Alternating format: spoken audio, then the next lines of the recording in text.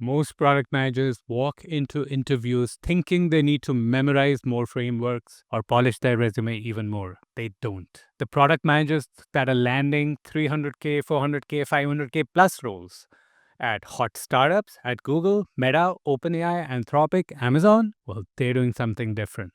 They are not always the most experienced in the room. Frankly speaking, they might not be the smartest either. What separates them is how they answer 5 specific questions that most product managers completely botch. After coaching over 1,000 product managers through interviews like these, I've watched brilliant product managers with 10 plus years of experience get passed over, while more junior PMs with the right positioning land L6, L7, director roles, and above. And in this video, I'll walk you through those 5 questions, the exact mistake most product managers make, and the frameworks top 1% product managers use, and real examples you can borrow for your next interview. So let's crack on with it. This is Shobhit from Intentional Product Manager. I help product managers position themselves as product leaders so they raise their income by 30, 50, 100%, command the respect their work deserves, and build a career and life they're proud of. And a big part of that is how you show up to these high stakes interviews. Let's start with the first question that most people mess up. Tell me about yourself. This is what we call the positioning trap. This is usually the first real question you get, right? And most product managers treat it as an invitation to read their resume. They start with, I did my undergrad in computer science. Then I joined this company as an engineer. What interested me was product management. So I moved to this company B where I worked on something, blah, blah, blah. By the time they are done, the interviewer has no idea what they actually stand for as a product leader. Here's the insight. The question is not about your past. This is your one chance to define how they see you for the rest of the interview. Strategic or tactical? Leader or executor? Commodity PM versus must hire obvious choice for this role. Instead of telling your history, you lead with what I call your angle of mastery, the specific type of problem that companies want solved that you solve better than most people at your level. So let's talk about some examples. I'll walk you through a weak example and a strong example. Let's say you're a senior PM going for the next level of role. Might be principal, group, director, depending on the company. What most people do? Well, this is how their answer goes. Yeah, so I've been in product for about 10 years. I started as an engineer. Then I moved into product management at a mid-sized SaaS startup, did some work on onboarding. Then I joined a fintech where I led a couple of features around payments. Most recently, I've been at this big company, say Amazon, as a senior PM focused on improving our web experience and collaborating with engineering and design. Look, there's nothing wrong with this, right? But notice, it's chronological, it's generic, it's the same stuff that the interviewers heard over and over again, and it makes you sound like every other senior PM. Look, I'm a product leader, and my specialty is turning ambiguous problems, especially early stage ones, into revenue generating scalable products. I love the zero to one journey. In fact, over the last 3 roles, it's taken a few forms. At this fintech company, I took early stage onboarding funnel, reframed the problem around lifetime value instead of signups, and led a cross team effort that increased activated users by 32% in 6 months. Then at this company, I led a portfolio of growth initiatives where we redesigned our entire portfolio, gave it a new positioning, brought it to market in 6 months, and over time, that contributed to $30 million in revenue. That's the kind of work I love doing. Now, what changed? Well, you led with your identity as a leader, not your job titles, not your years of experience. You picked 2 to 3 proof points that supported that identity. You explicitly connected your story to their business context. I'm assuming this was a 0 to 1 role. Here's the core takeaway. Don't tell your history. Position your future value. Before your next interview, write down a clear sentence that describes your future value and then lead with that and add the proof points for that. Now, what's that exact value that's going to work for this company? That's for you to figure out, or you can always get in touch with us to help you figure that out. Now, let's move on to question number 2, the one that many people hate. Why are you leaving your current role? This question scares people. Most product managers, they either complain about their company or they give the most bland answer possible. Like, oh, I'm looking for better opportunities, growth. You've probably heard this. I'm just looking for new challenges and opportunities to grow. There's nothing that's making me leaving, but this interesting opportunity came around. What exactly did that tell me about you? Absolutely nothing. Worse, if you start complaining. Leadership doesn't have a clear strategy, our engineering team is slow, there's too much politics, my manager doesn't care about me. You signal that you might be hard to manage, that you externalize problem, that you don't take full ownership, and you might talk the same way about them later. And immediately they're like, I don't really want to work with this person. I don't know what shit they'll say about me. Here's the core insight. This question is about direction and growth. Think about it. What's the question behind the question? They're asking, are you running from something? Are you moving towards bigger impact, bigger opportunities, growth for yourself, a bigger contribution to the world? You want to answer using what I would call the strategic pivot story. Okay, here's a strategic pivot story. Connect your past win to the future impact you want to have with them. Point out the gap that their job helps fulfill in your career, and then go from there. So I'll give you an example. So one of my clients, let's call him Rahul. He was laid off from a well-known tech company. His first instinct was, I was impacted by layoffs. The company wasn't doing well, budgets were cut, so, I left. And so now I'm looking for something new. But we rewrote that. Here's how we started answering instead. Look, in my last role, I led the launch of X and Y initiatives, which drove specific results. I'm not going to get into those results for confidentiality. Now, the company later went through strategic restructuring and my entire group was impacted, including me. I decided to use that as a forcing function to be more intentional about my next step. I realized what I enjoy most is leading end-to-end product strategy for a specific problem space in an environment where a product has a strong seat at the table. That's why I'm targeting roles like this one, where I can take what I've already done at scale and apply it to this new domain, and at the same time grow in the areas of ABC. Result?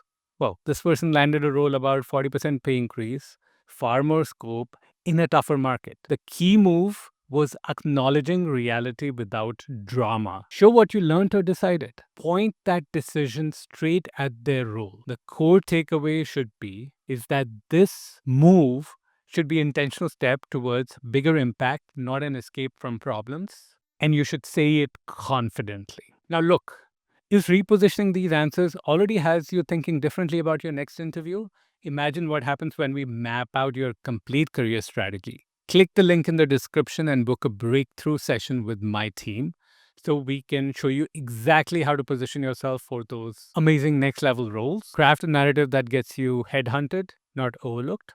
Spots do fill up, so please grab yours while you're thinking about it. Just pause the video, do it, and now let's get back to the questions. Question number 3.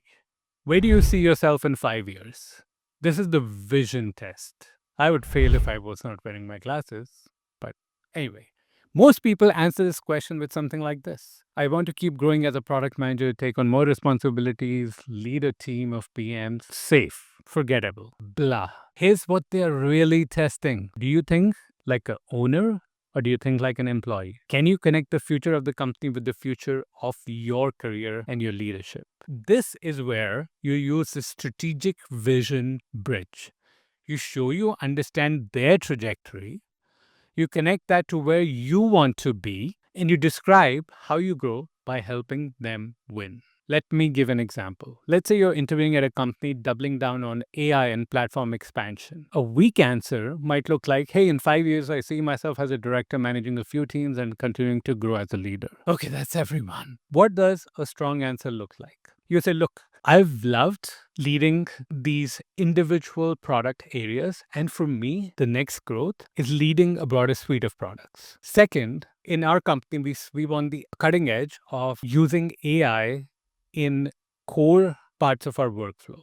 Now, what I want to do is take it to the next level. So get to the product suite. That might also mean leading this team of PMs and join a company where AI is not just added on top, but a core part of their product, where you can really reimagine the user's workflow using AI. And this is why your company is very interesting to me, because I feel by being here and working for the next 5 years, I'll be able to own a product suite with AI at its core in a journey where the product is designed ground up, leveraging AI to solving a real customer problem. And I would have built out my leadership skills by managing the PMs who are in this product suite. Notice, you've done your homework. You're thinking in terms of systems and outcomes, not just titles. You align your growth with their success. What's your core takeaway? Show that you think in systems, not just features or the next step and whatnot. You have thought behind your career and you tie it to the company. Now, the other side of this is they might ask you, hey, why should we hire you?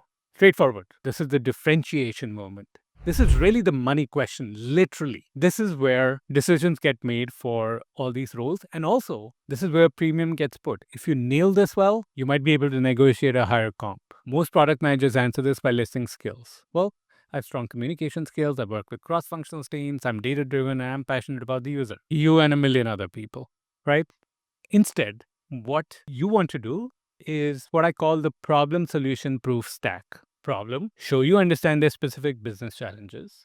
Solution, position yourself as the way those problems get solved. Proof, back it up with 2 to 3 concrete examples. I'll give you an example of a product manager who did their homework. One of my clients, they were very interested in a fintech company, and they realized that they didn't have the fintech background. So they found a role which was all about the onboarding funnel. They went in, and here's how they positioned themselves, and they answered this question that, hey, look, here's the deal. I know products at this stage, they have grown organically with a lot of ideas. And so what happens is the onboarding journey to customers has more friction than needed. It's sort of cobbled together, and it really needs someone who can step back and think through and empathize with the user across multiple product streams, across multiple product managers, redefine the vision for the user journey, put the metrics in place, and lead the team through completely new onboarding journey that increases these metrics. And they gave the list of metrics. This is exactly the kind of problem I love to solve. In fact, I solved it 2 times in my career. Once at this company, then they gave a quick story, and then once at another company, and they gave another quick story. They added those proof points. The hiring manager's reaction was, I don't give a shit about your fintech experience. You are what I want. Now, they ended up taking even higher role at a different company, but they proceeded through these interviews with rapid pace. You can see the pattern. You're not competing on qualifications. You're competing on relevance. You are competing on being the obvious choice to the problems this company is facing. The takeaway is don't compete on generic skills. Dominate on relevance to their problems. Bonus question. Do you have any questions for us? This is the meta question. Most candidates treat this like the cool down part of the interview. That, oh, the interview's over, I can relax and I can ask whatever I want. What's the culture? How many vacation days do you get? What are growth opportunities available? Look, there's nothing terrible about these, but these questions are cheap, generic. 80% of product managers would ask some version of them. Here's the insight. The interview is not over. This is your chance to flip the script. You stop being the candidate and start behaving like a consultant evaluating a partnership. Like, do they want this partnership or not? So you should show that you're already thinking like an insider. The high signal questions that stand out and they have made hiring managers think that this person really gets it could be something like this. Hey, if I joined and checked in 12 months from now, what would have to be true for you to say hiring me was a great decision? And what might come in the way of that outcome? Where do product managers usually get blocked here when trying to build out and execute their roadmap? What's a recent strategic bet that didn't play out the way you expected? What did the team learn from that? And how did it change your roadmap? What these questions are doing is it's making the hiring manager think, right? And because it's making them think, they are starting to see you as a thought partner. And that's how you want to leave that interview. Not a generic candidate, but a thought partner. And why these work is they show that you're already imagining yourself in the role. You're looking for real constraints, trying to really dig in before, not just like polished general story. You're signaling that I care about impact and how we win together. These include a psychology shift. You're no longer the person hoping to be chosen. You're the person evaluating whether this is the right environment to deliver your best work. You already proved you are amazing. Hiring managers, remember that. Let's bring this together. Across these questions, here are the shifts top 1% product managers make. They lead with value, not history. Tell me about yourself becomes here's the type of problem I am world class at solving and why that matters for you. They frame their moves as strategic, not reactive. Why you're leaving becomes here's the intentional direction I'm taking my career and why this role fits. They think in systems, not just execution. Where do you see yourself in 5 years becomes here's how I see my leadership evolving in the context of your company's trajectory. Compete on relevance, not qualification. Why should we hire you becomes here are the exact problems you have and how I've already solved them elsewhere. The shift from candidate to partner. Do you have any questions for us becomes let's explore whether this is a place where we can do meaningful work together. At the end of the day, you don't have a job search problem, you have a positioning problem. And once you fix how you communicate your value, everything else gets easier. Recruiters reach out, interviewers feel like peer conversations, offers start to match your true impact. Now, mastering these interview questions is just the beginning. The product managers who consistently land the next level roles and stand out in the job search, they've developed what I call executive presence, the ability to command respect before they even speak. If you want the complete system for transforming your product career, join the thousands of product managers who've already attended a free masterclass at the link in the description. You'll discover the 3 moves that separate overlooked product managers from the ones getting headhunted by top companies. And if you want to go deeper and have my team help you build your signature narrative, your job search strategy, and your interview system, book a call with us. We'll see if you're a fit for our intentional job search program and map out your paths to the next level role. Finally, make sure you watch this next video where I break down exactly how top 1% product managers build that magnetic authority, executive presence step by step. I'll see you there.